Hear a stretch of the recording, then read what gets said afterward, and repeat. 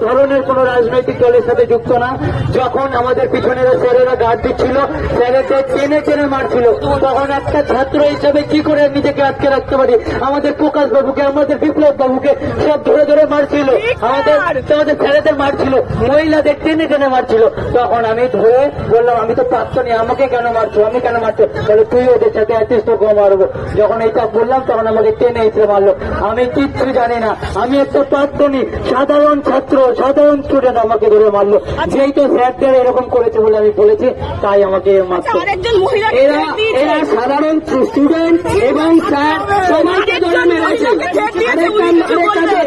আরেকটা ছাত্রী মধুবন এখানে আছে, মধুবনের মুখে শুনুন।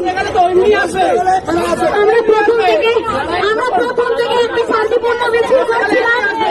আমরা ওদেরকে কোন রকম কোন রাজনৈতিক সমাজ দিইনি।